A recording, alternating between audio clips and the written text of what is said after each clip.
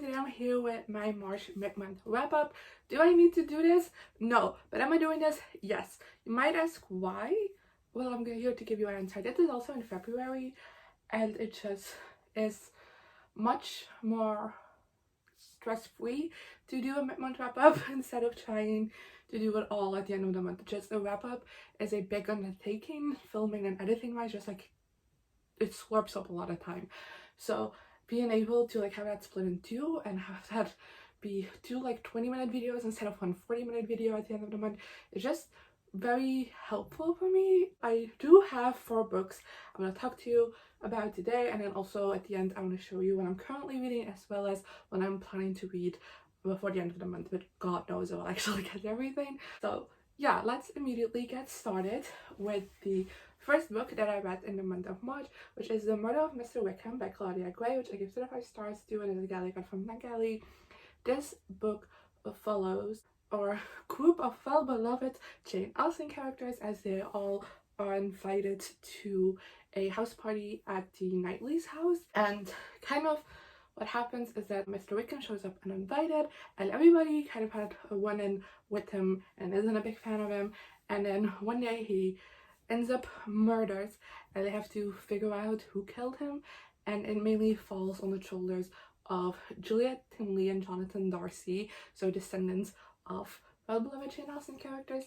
And yeah, I was expecting to really like this just because the concept sounded really interesting to me, and I really liked the books that I've read by Claudia Gray before, so I was hoping that this would be great. Also, in the beginning of February, when I first started reading this book, I was very much into this mystery, thrillery, horror-y vibe, and I wanted to read those kind of books. But as you could be able to tell by when I said that I started this at the beginning of February, this book was a rough journey for me. I generally thought it was such a slow read. This took me over a month to read, which, yikes. Like I said, I thought this book was very slow, and I think the majority contributor to that fact is the fact that we get a perspective from every single character that's in this book, and there's a lot of characters in this book, and all of those characters have their own personal drama going on, and it was just all way too much. I feel like it took such a long time to get the big plot points of the story because there were so many things in between that didn't really matter that much, and it just felt like a slog to get through.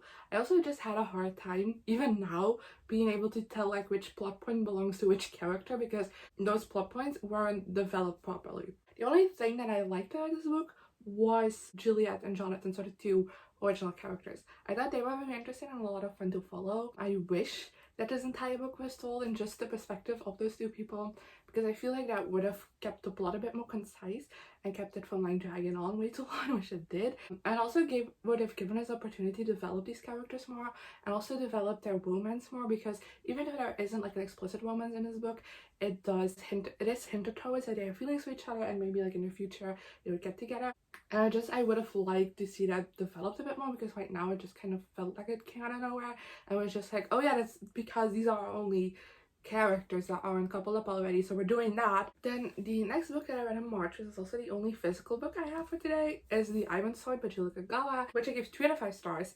And this is the second book in the 3rd series in the Iron Fae series. There's the second one in the Iron Fae Evenfall series.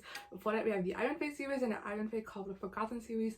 I have series discussions on both of those series, so you can go check out in the description if you want to know more about this world.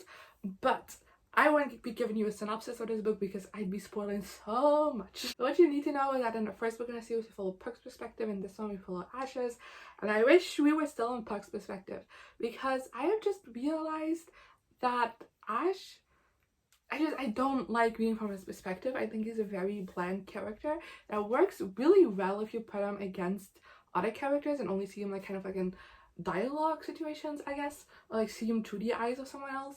I think then he's a fantastic character, but when I'm in his head, I just realized that he has no personality.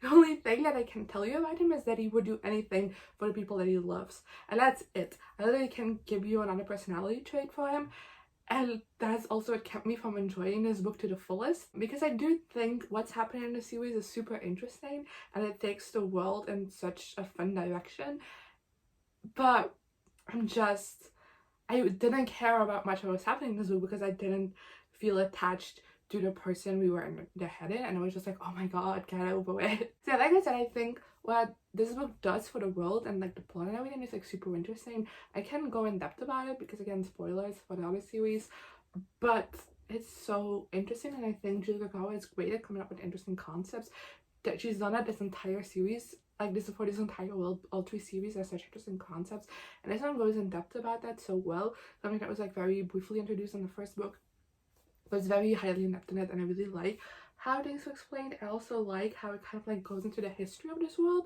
but it still is explained in a way that doesn't make you think, oh, how did we not know this earlier? And then on top of it, this one also had appearances from Ethan and Kenzie in it, and I love those two so much. Then the next book that I read is Zachary Ying and the Dragon Emperor by Xiran Jay Zhao, which I gave 4 to 5 stars to, and is a guy I got from NetGalley. And in this book we follow Zachary Ying, who is also commonly referred to as Zach in this book, and he is a Chinese immigrant, and he doesn't really know a lot about his heritage because, you know, his single mom is like very busy and stuff. And at the beginning of this novel, he finds out that he is like connected to this ancient Chinese spirit of this emperor that used to be big back in the day. And on the same day, he kind of like discovers that his mom gets kidnapped, and the emperor is like, hey, if you help me save China, I'll help you save your mom. And that's kind of like the story of this book, very vaguely described, because officially the synopsis says more, but I feel like those things, even though they're not spoilers, is more fun to like figure out while actually reading. So basically, I requested this on NetGalley shortly after I finished Iron Widow because that's when it got on the platform, and I was so excited. And then the other day, I got accepted for it, and I literally screamed because I was so excited, and I immediately started reading it. And it definitely wasn't a disappointment. I don't like it as much as Iron Widow. It's like 2 very different books, but I still really enjoyed my time reading this. I think this book was hilarious, which I really appreciated because I've seen the authors like YouTube videos, they make YouTube videos, and I really love their YouTube channel, and I think they are very funny. But Iron Widow is like a very serious book, which makes sense, so that didn't really get translated into that very well. But in this book, it's all hell breaks loose when it comes to the humor. There's so many jokes in this that work so well, and I really love the characters' banter. Just like works really well, and I really love it. I love all of the characters. Zachary is one of my new favorite characters. I loved him to pieces. The side characters were also a lot of fun. I really liked the inclusion of like Chinese history and legend and how that was used to kind of like form this fantastical world. I thought that was very interesting. The whole fantastical world was so interesting and so well explained throughout the novel, and I thought it was such an interesting concept. And then on top of that, this also kind of has a game element, which I don't want to say too much about because, like I said, it's most fun discovering while actually reading, even though it's technically not a spoiler. But I really liked how that game element was included in this book. I thought that was just like a very unique element to this book that I just really loved. The only problem I have with this book is that it kind of at points feels very infodumpy when it comes to explaining certain pieces of Chinese history or Chinese legends, and I just feel like some of those explanations like took me out of the story for a little bit. But yeah, that was all my thoughts on Zachary Ying. So let's move on to the last book I have to talk about, and that's Always Jane by Jenn Bennett, which gives 2 to 5 stars as the guy I got from NetGalley. This is a YA contemporary following Jane, who 2 years ago had like this accident and her life was saved by Fen. And now 2 years later, Jane is dating Fen's brother, but like she doesn't know that, you know, they're related. And she goes back to like this town where she has this accident, and she meets Fen, and they kind of have this romance while she's still like dating his brother. It's complicated, it's messy, I didn't like it. Basically, I immediately knew I wasn't gonna like this book from the first chapter we got in Fen's perspective, because I follow both Jane and Fen's perspective, because Fen, I can't get on board with him. I don't like him at all. I just feel like he was very creepy and intense when it came to like his crush on Jane, which already seemed to come out of nowhere, and him just being so intense and creepy about it, just like, no, I didn't like it. And it was like never got addressed in the book that, you know, he was being obsessive and creepy, even get encouraged by his own mother to continue being that way, which, you know, I didn't like. And then when he and Shane actually get together, Shane kind of joins in like this obsessive, intense, romantic feelings, and I just feel like none of that was healthy. And on top of it, I just didn't really feel like they had chemistry anyway. So the woman just didn't work for me, and that's the main aspect of this book. On top of that, I feel like because it is kind of like a small town setting, I feel like that could have been played out a little bit better, as well as like the side characters could have been a bit more involved.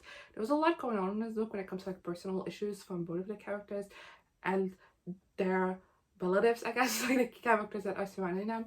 And I feel like those things just didn't really get delved into properly, which also made this book pretty boring to read, because like I didn't really care about any of the things that were happening in it, the romance nor any of the side plots. The only thing I really liked in this book was Shane's journey with kind of healing from the accident, as well as the healing from the trauma of the accident.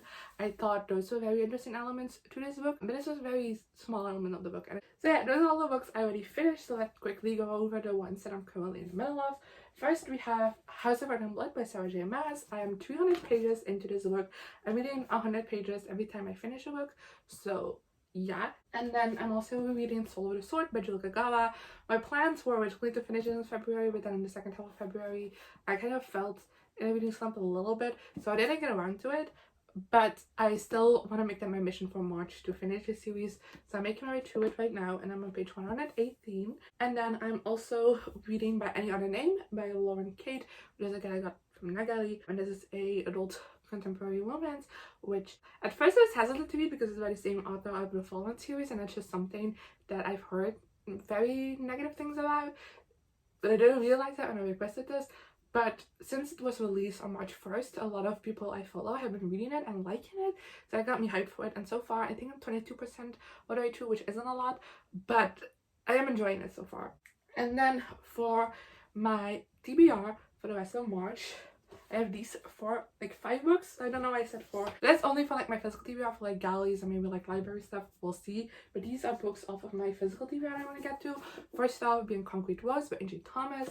Again, this is one I've been wanting to get through since February, but I just didn't get around to, so I'm really hoping I can get to it this month. And then I also want to do a reading vlog in which I read the entire Heartstopper series, or reread the entire Heartstopper series, because I have read them before, but I haven't read them in these physical copies yet. I want to do that, and on top of that I want to annotate them, and ever since I got these, I've been meaning to reread them, so that's happening. I'm so excited to give these a read. I'll also be vlogging my reread of these, so expect that as a video coming up sometime in March, hopefully, because otherwise I'm screwed. And yeah, that's it for now, and hopefully by the end of the month I'll have read all of these books that I just talked about. I doubt it, but hopefully.